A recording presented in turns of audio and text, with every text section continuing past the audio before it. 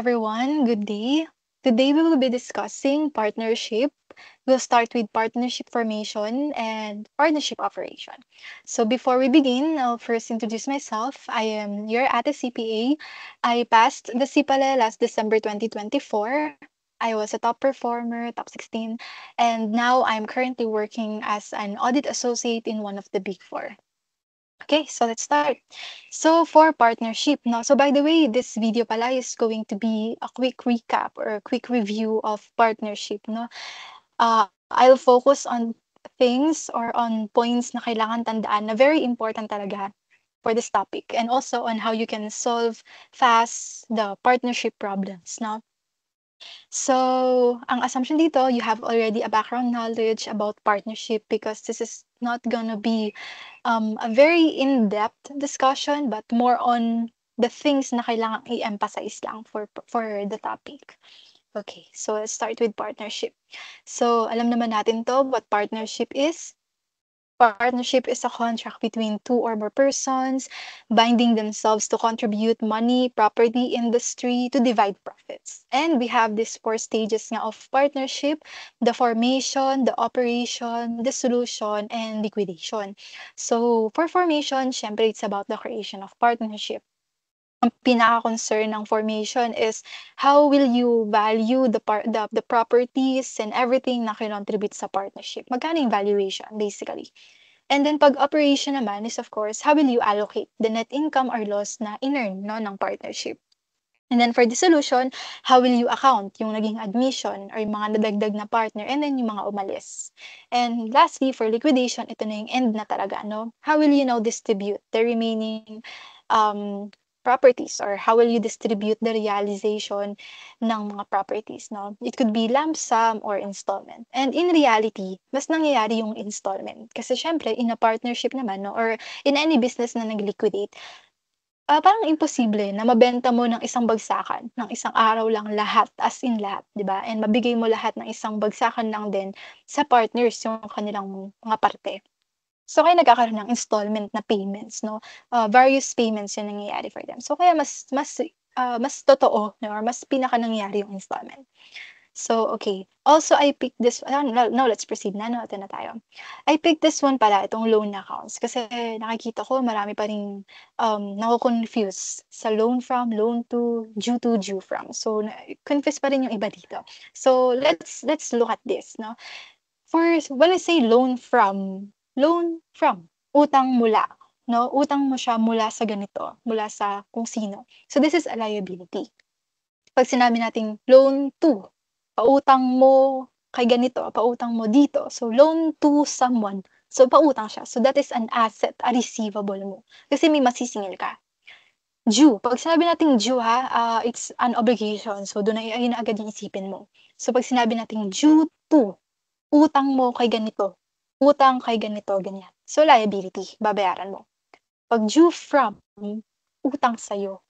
No, may nagkakautang sa'yo, may masisingil ka. So, receivable. So, yan. You can take a screenshot of this. No? So, ito lang yung natin, cheat sheet for this. Para di na kayo nalilito for that. And now, let's proceed here sa my formation. So, formation, tulad ng sinabi natin, ang pinaka-concern ng topic na to is about valuation. No? How will you value the properties na kinontribute? For cash, syempre dapat face value. Pagka local currency, syempre face value lang yan. Peso as is lang. Pagka foreign currency, ang gagamitin natin yung current exchange rate. Ita-translate natin. So, current exchange rate o kaya yung exchange rate na nearest dun sa date ng formation. Kasi pwedeng halimbawa, weekends, walang available na exchange rate on a weekend. So, gagamitin ba yung Friday or Monday, ganyan. And then, for non-cash assets, ito, hierarchy yan in order. We first follow yung agreed value and then the fair market value and then the carrying value. So what's the difference ng agreed value and ng fair market value? Pag agreed value, ito talaga yung napag-agreehan ng partners. Pag fair market value, yung fair market value mismo. And in a partnership, it's very important to remember na ang partnership, they're not strict in following IFRS, yung standards. No? Ang mas pina-follow nila ay yung agreement ng partners. ng partnership mismo. So, if I say for example, ang land na kinontribute ng isang partner, ang fair market value niya ay 150. Pero napagkasunduan ng mga partners na gawing 100,000 lang. Eh di yung 100,000 yung susundin. Kasi nga, agreed value nila. Okay? And then pag wala naman, or pagka isa lang ang binigay, edi go na, diba? Pero pag dalawa sila, syempre, uunahin natin agreed value. Then, sunod na yung fair market value. Then, pag wala talaga yung 1 and 2, gagamitin natin yung carrying value or yung book value. Okay? And then, ito.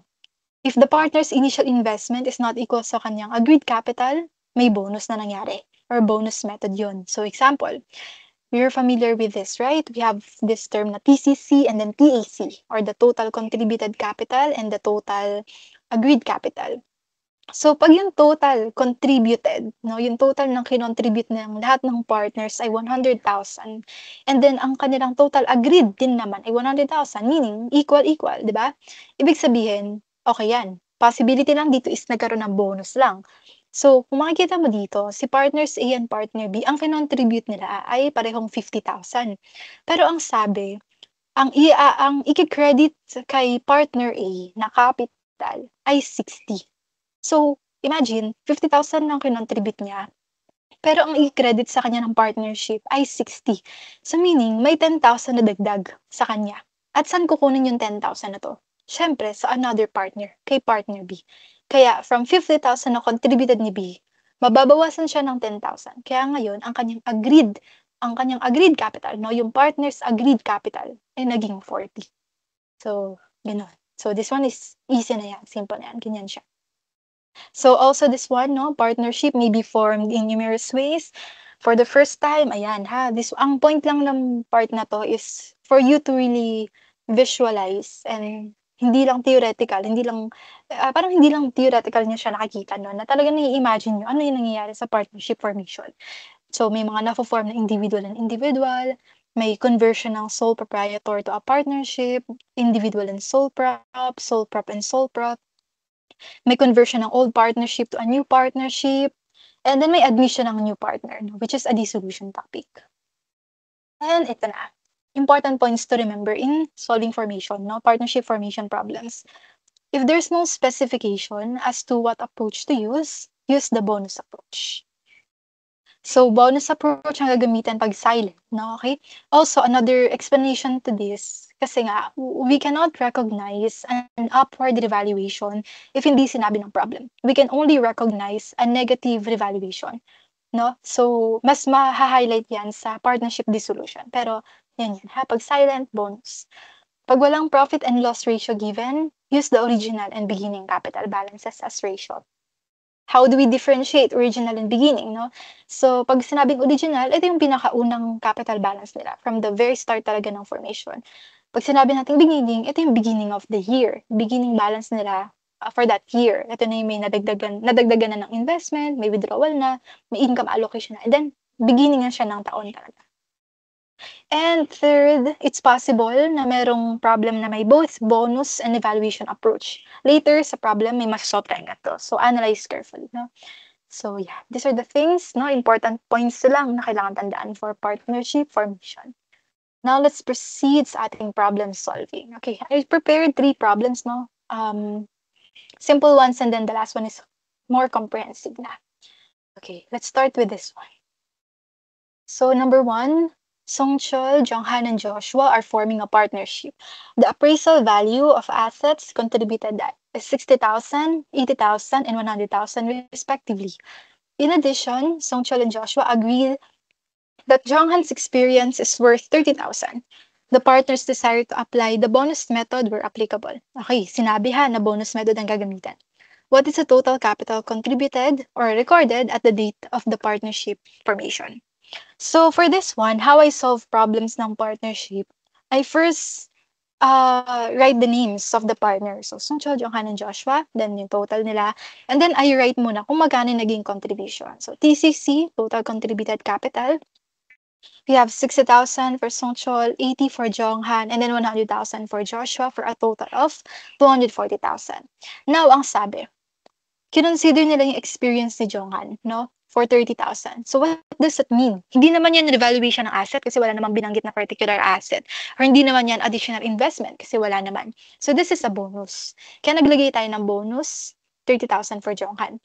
And since it is a bonus, meaning yung TCC and TAC natin equal dapat. Kaya 240 and 240 yan.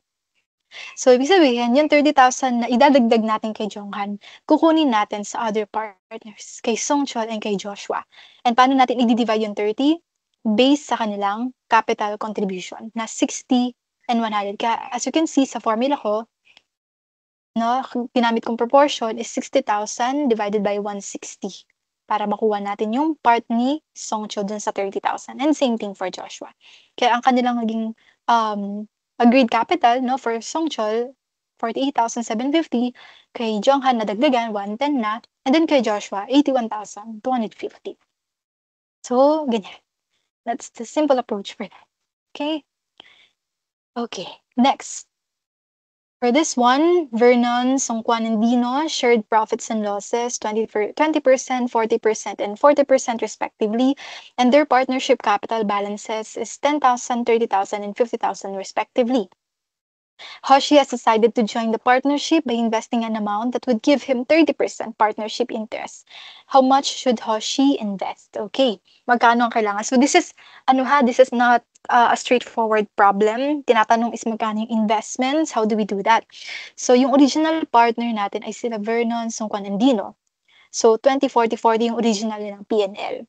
And ang kanilang balances ay 10, 30, and 50 for a total of 90. Okay? So ngayon, si Hoshi nag-invest. Magkano yung in-invest niya? Ayun yung aalamin natin. Pero magkano yung magiging partnership interest niya? 30%. Nag-invest siya ng amount na 30% yung equivalent.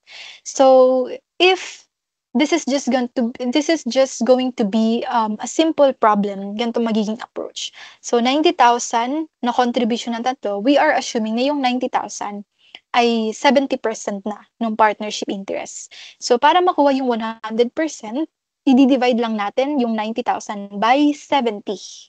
Okay? Para makuha natin yung 100% na 128,571. Then, pag nakuha na natin yung 100% na 128,571, ta-times lang natin siya sa 30% para makuha ngayon yung 30% na investment ni Hoshi. So, again ha, 128 times 30%. 38,571. Another approach, ipag-minus mo lang si 128 at saka si 90 para makuha. Ayun yung ginawa ko dito. So, ang naging investment niya ngayon ay 38,571. Okay? So, yan. Yun na. Walang nangyaring revaluation, walang nangyaring bonus, di ba? Ang nangyari lang, simple approach. Magkano lang yung naging investment niya? Okay? Yan. 38,571 siya. Okay, yun lang. Simple approach, right? Next, ito na yung complicated. Ito na yung comprehensive natin. Wonu and Hoshi are partners with capital balances of 180 and 100 respectively. Uzi and Jun has decided to join the partnership by contributing certain properties and cash. Before this, Wonu and Hoshi has also agreed to appraise certain properties to reflect the true value of their partnership. The inventory is said to be overvalued by 30, allowance for bad debts undervalued by 10. Land undervalued by 40, machinery overvalued by 80. Due to the expertise of Uzi, he will be credited 20% of the partnership interest for his 80,000 investment. Jun, on the other hand, has contributed 30,000 cash and a land with the book value of 150 and an appraised value of 175. Solve for the total capital of the partnership and the individual capital balances of each partner. Okay, ang haba ng problem, ang daming nangyari, pero basically, ano lang siya, simple lang siya, no? So don't be intimidated by problems like this. Actually, maiksi pa yan. Maiksi pa yan. So, yeah. So first, of course, Wonu, Hoshi, Uzi, and Jun. Total, no? So, ang capital balances nila is 180 and 100. Okay, sulat natin. And for problems like this, ang una niyong gagawin talaga is i-revalue muna yung capital balances. I-adjust muna, no? Account for the adjustment. So, una is inventory. Ang inventory daw ay overvalued ng 30,000. So, yung 30,000, yung inventory is overvalued. So, ibig sabihin, magbabawas tayo from the capital balances. So, allocated siya based sa kanilang capital. Okay? So, 180 over 280 yan times 30,000. Same thing also for Hoshi. Next, yung allowance for bad debts is undervalued by 10. I hope hindi na confused, no? Pagka sinabi, hindi na kayo confused sa mga overvalued, undervalued. Since ang allowance for bad debts, kapartner niya is bad debts expense, pag undervalued ang expense, at tataasan natin, syempre, mababawasan yung capital. Kaya tayo nagdeduct, okay? Ayan. So, allowance for bad debts, nagdeduct tayo, 10,000 times also the proportion based sa capital balance. So, kaya naging, ayun yung bawas nila. And then for land, ang land is undervalued naman by 40, no? So, kulang ang land. So, kailangan natin taasan. Kaya tayo nagdagdag. So, yeah, 40,000 yan, allocated. And then machinery is overvalued by 18. So, sobra ang value ng machinery. So, ibig sabihin, babawasan natin siya because of the depreciation expense. Okay, nag-depreciate tayo. So, nagbawas tayo. And then, ito yung adjusted capital balance natin. And lang natin lahat yan. Okay? So, yan. So, after natin ma-adjust yung capital balance, i-account na natin yun, yung investment ng mga dumagdag na partners. So, Woozy, nag-invest daw ng 80. Si June, nag-invest ng 30,000 cash. And ng land. Ang land, gagamitin nating value is yung appraised value. Okay? Yung appraised value ang gagamitin natin na 175. So, kaya yan 175. And then, ayan na. Ito na yung ating TCC. Total Contributed Capital natin. Okay? So, after natin makuha yung Total Contributed Capital, anong next na issue? Sabi, si Woozy daw, i-credit siya ng 20% ng partnership interest for his 80,000 investment. Ibig sabihin nito, kahit 80,000 yung investment niya, dapat 20% yung equivalent, 20% yung kanyang parte sa partnership. If you're going to multiply it, yung 547 na total contributed capital by 20%, ang sagot is 109,400. Ibig sabihin, kahit 80,000 lang yung kinontribute ni Woozy, dapat ang makredit sa kanya is 109,400. So, ibig sabihin, dadagdagan pa natin siya ng 29,400 na bonus. Okay? Bonus na siya ngayon. Kasi wala na tayong properties na i-revalue. Kasi tapos na yun.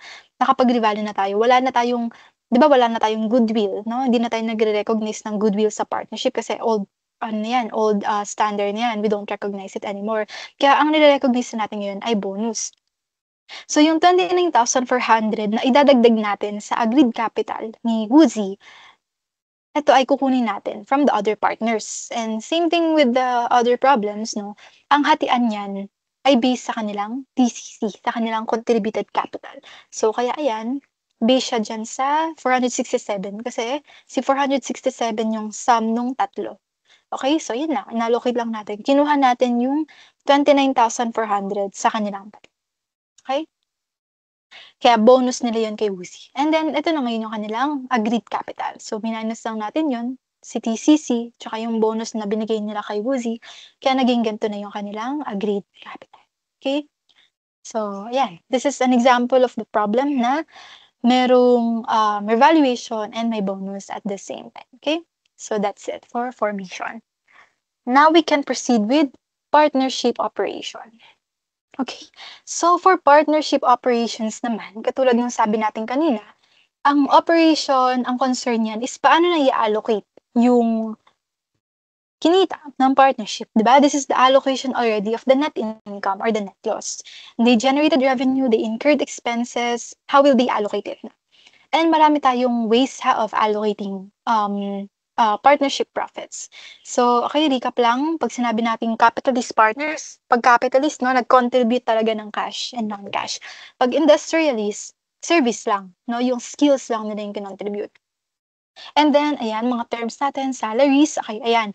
Ang tawag natin sa binibigay sa mga industrial partners o yung nagbigay ng skills ay salaries, no, salaries. Pag bonus naman, for managing partners, sila yung mga partners na may ganap pa sa partnership, yung talagang kumikilos sa partnership. So, binibigyan sila ng bonus. And then, sa interest, ayan, ito naman yung mga pera lang yung inambag, ganyan.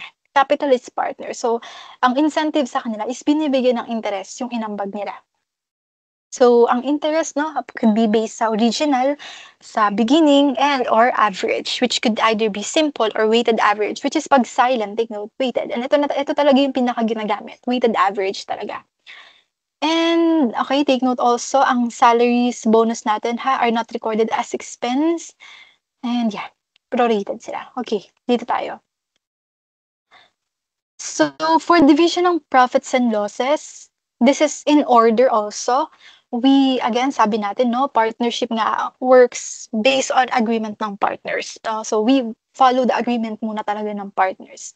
And then, pag walang agreement, gagamitin natin yung original capital contribution, no? Kung magkano yung naging ratio ng kanilang ambagan. And then, pag profit naman, no, profit agreement lang yung meron, gagamitin din natin to for the losses. Pero take note, pag loss agreement lang ang meron, hindi natin gagamitin yon for the profit. Again ha, this is important. Pag profit agreement lang ang meron, walang loss ratio, pwede natin gamitin pa rin yung profit ratio for the loss distribution. Okay? Pero the other way is not allowed, no? Pag loss ratio lang ang given, hindi natin pwedeng gamitin yun for profit allocation. Okay? Ang gagamitin natin, yung original. Babalik tayo sa number 2. And then, ang last, pag wala talaga at all, pag hindi given sa problem yung capital contribution, wala as in, binigay lang, 3 partners, binigay yung income, yun lang yung given. Equally ang gagamitin natin for the distribution. Okay. So this one, for capital contribution, ito nga, sinabi natin, no, may mga capital ratio for that. And then si average, no, ayan, this one ha, take note also, may mga ganitong problem. Pag average capital ratio yung sinabi, may mga instances na they only allow withdrawals up to a certain limit to affect the average capital ratio. Halimbawa, ang limit ng withdrawal is 50,000. Ibig sabihin, lahat ng withdrawals below 50,000, hindi mo isasama sa pag-compute ng average capital ratio. Yes, may ganong problems. Pag lumagpas sa 50,000, yun lang yung mga withdrawals na i-consider mo. Ayun din yung same concept din siya dito, no? We call them personal or temporary withdrawals. Okay, familiar with that? Pag mga personal or temporary withdrawals lang, hindi natin nire-recognize ha sa average capital ratio computation. Okay? Again ha, pag mga withdrawals up to a certain limit, hindi nire-recognize for average capital ratio computation. Same thing with personal and temporary withdrawals. Hindi sila sinasama ha sa pag-compute ng average capital. So, pag sinabing simple average, yan, no consideration of time. Pag weighted average, may consideration. Meron lang tayong tinatawag na peso day approach, which is yung specific na day talaga, mga 360, ganyan. Pag peso month naman, ito yung middle of the month, no? Yung pagka, halimbawa, January 1 to January 15, i-consider natin as if January siya. January 1, I mean, as if January 1 siya. Pagka January 16 to January 30 lang siya ba? January 30, i-consider natin siya na nasa end of the month na siya. Ganun natin siya ganun natin kinocompute yun. And then ito ha, important things to take note for partnership operation. There are problems that recognize salaries, interest, and bonus as expense, no? So, later, wala pala akong problem na ganyan. Pero, for these problems, no, na ganyan, ang nangyayari lang naman is, depende sa problem, no? Analyze mo lang mabuti. So, may instance na binabawas natin siya sa net income kasi nga, they are considered as expense. Okay? Pero, that's not the rule, ha? Ang general rule natin, ang salaries, interest, and bonus, they are not expense. They are allocation. Means of allocation. Okay? Pero may special problems na nire-recognize sila as expense. Okay. Next, pagka net loss, hindi tayo mag-allocate ng bonus since you don't give bonus from a net loss naman. So, take note of that. So, yung bonus lang. The rest, yung salaries and interest, nire-recognize pa rin natin. No? Ginagamit pa rin natin. Bonus, hindi na pag net loss. If silent, pag sinabi na, if silent ha, and then the problem says partnership net income lang. Ang treatment natin for that is that it is before bonuses, salaries, and interest. No? Before sila i-deduct. So, meaning ito yung pinakauna pa. Okay? Before deduction. And then, as a general rule, if bonus is to be distributed, it should be based sa net income before bonus. A general rule. Unless sabihin ng problem na bonus is after the bonus. Okay? If the partnership income also has prior period errors, adjust mo muna yon and allocate them using the profit and loss agreement in effect during the period of error. Halimbawa, ang error ay pertaining to year 2024. Ang profit and loss agreement nila halimbawa is 60-40. Pero ngayon, may zero. 2025 na, ang naging allocation nila is 50-50 na daw. So, kung ang error ay pertaining to 2024, gagamitin mo yung 60-40. Okay? Sa pag-adjust ng net income. Kapag ang error are pertaining to 2025, gamitin mo to. Ganun lang. Simple lang. Next, if the profit and loss agreement is changed, assets should be revalued first to their current values and allocated to partners using the current profit and loss agreement. However, subject pa rin siya sa partners agreement. So, same thing din. Halimbawa, in 2024, ang profit and loss agreement nila ay 60-40 nga. Pero gusto nilang baguhin, no, sa 2025. So, bago sila mag-proceed to the change, kailangan i-adjust muna nila lahat ng assets. And i-allocate yung adjustment based sa 60-40. Then, proceed na sila sa 2025. Halimbawa, ang gusto nila is maging 50-50 na. Ito na ngayon yung magiging in effect sa 2025. Pero again, may mga problems na ang ginagawa ng partnership is hindi na nila babaguhin, hindi na sila magre-revalue. Pero every time na may maibebenta, ganyan-ganyan, etong ratio yung gagamitin nila. So again, still subject sa partners agreement kasi nga, pag partnership, ang batas ay ang agreement ng partners. Okay? So yeah, yun lang naman ang dapat tandaan for partnership operation. Proceed tayo sa problem. I prepared only 2 problems kasi paulit-ulit lang din yung partnership operation. Kailangan lang talaga keen ka sa pag-analyze. Okay. So here, Yeonjun and Bomgyu formed a partnership in 2024. The partnership agreement provides for monthly salary of 5,000 for Yeonjun and 4,000 for Bomgyu, and a bonus of 10% after salaries for Yeonjun. The partners share profits equally and losses in a 60-40 ratio. The partners had earnings of 90,000 after salaries. How much is to be credited to each partners for income allocation? Okay. So before anything else, the important thing about partnership operation and in all partnership problems is keen ka dapat sa details. Dapat may eye of an eagle ka, no? In all the details. So 1, salaries. Ang sabi, monthly. Take note ha, monthly salaries ang sabi. Pag nagko-compute tayo, it's yearly. Right? So ano gagawin natin sa salary? Ita-times natin sa 12. Kaya 5,000 times 12, 4,000 times 12. Okay? Don't forget that. May mga ganyang problems, no? Monthly, quarterly, semi-annual, and so on and so forth. You have to take note of that. Kasi pagka ginawa mo lang yung 5,000 or 4,000, mali ka na agad. So take note ha kung anong klase. Pag sinabing annual, then go. Pag sinabing salary lang, general rule, yearly na yun, no? Annual na yun. Pero pag ganito, na may monthly, quarterly, yan, kailangan mo siya i-times sa 12 and all, okay? And the next, bonus daw. The bonus is 10% after salaries. So, magkano yun? So, wait lang. Ang sabi dito, ang kanilang earnings ay 90,000 after salaries. So, meaning, ito na din yun. Ito na din yung basis natin ng net income for bonus, no? Ng net income natin, nakukumputa ng bonus. Kasi sabi, 10% daw after salaries. So, ito na yun. So, 90,000. So, kaya kinumpit ko na 90,000 times 10%. Kaya yan, 9,000 na siya. So, ang residual natin would be the 90,000 after salaries, and 90,000 siya after salaries, then after bonus. So, which is 90,000 minus 9. Ayan o.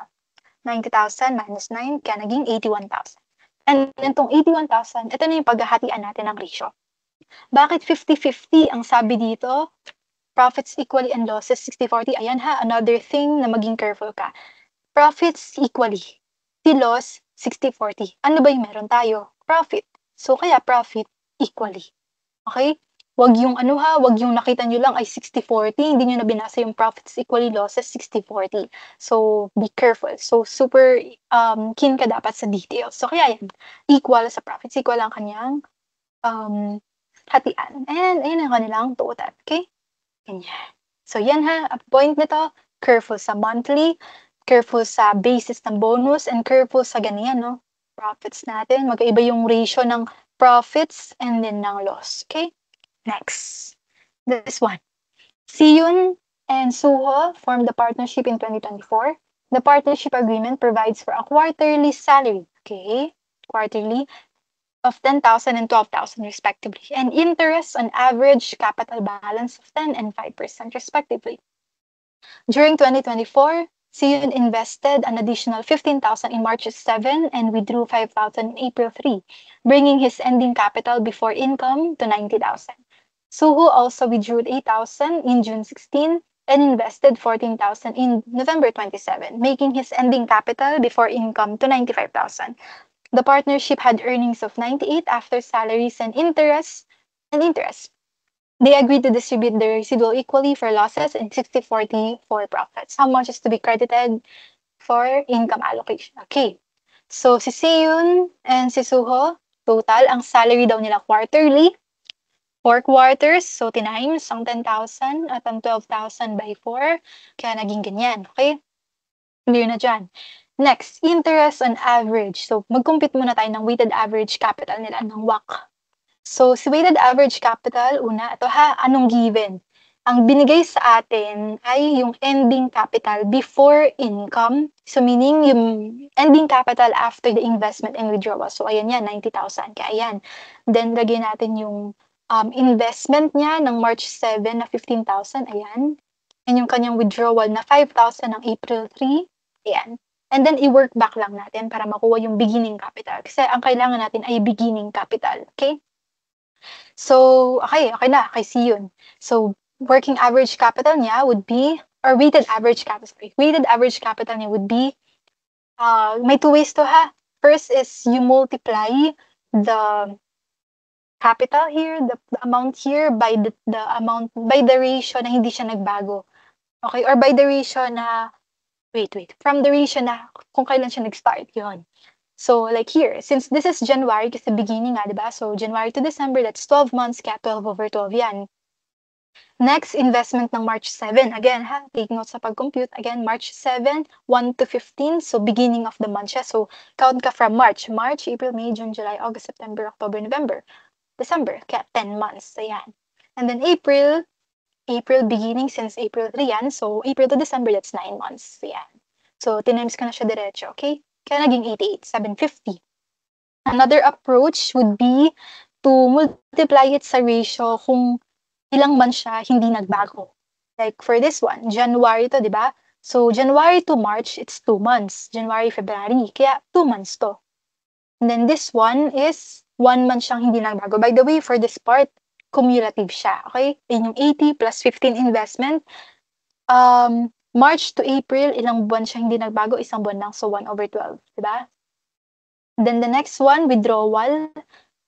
Ilang buwan siya hindi nagbago from April, that's 9 months. So, cumulative times 9 over 12. Kaya 88,750. So, either way works ha. Pero ako, mas nag-work sa akin yung ganito. Kasi hindi ko na kailangang ipag-plus pa. Yung, ito, hindi ko na siya kailangang i-cumulative pa. So, tinimes ko na lang siya sa 12 over 12, 10 over 12, 9 over 12. And, yun na. Kaya 88,750 na siya. And, ayan, times natin sa 10% since ang ratio niya is 10%. Next, kay Suho naman. Si Suho, beginning niya is 89. Paano? Kasi ang ending daw niya ay 95. So, dito siya. Ang investment, 14,000, November 27. Ayan. And then, ang withdrawal, 8,000, June 16. Kaya ayan. Then, work back lang din. Kaya nakuha natin yung beginning, no? And, ayun, saka ko na kinuha yung weighted average capital times 12 over 12. So, June 16, since it's the last half ng month, so, pang July yan. So, July, August, September, October, November, December. Kaya 6 over 12 na siya. Then, November, since ending na siya ng November, so, December na lang yan. So, one month na lang siya. Kaya 1 over 12. And, ayan. Okay? Clear dito ha. Sana clear niyan. And then, yun na, kinuha ko lang yung 5%. Kasi ang sabi, 5% sa kanya. Then, yun yung interest. Okay? And then, for the residual na. Ang sabi dito, for the residual, ang earnings niya, no, to ha, binigay na nga ng problem eh. Ang earnings is 98,000 after salaries and interest. Meaning, bawas na yung salaries and interest. Ito na siya. Okay? Ito na siya. Ito na yun. No, yung residual na mismo. Kaya diretso na lang natin siyang i-divide. So, anong ratio ng residual? Sabi, equally for loss, 60-40 for profits. So, ano bang meron tayo? Profit, positive amount. No? So, 60-40 yan. Kaya, 60%, 40%. Okay? So, ayan na. Then, add them all na lang. Makukuha na natin yung total allocation. Okay? Ganyan. So, that's it. That's the end of the problem. So, again ha, careful sa details. Be careful sa lahat. Marami yan, overwhelming, intimidating, pero it's the details talaga. Details ang key for this, okay? So that's it for partnership, formation, and operation. Hope this helps you. Bye!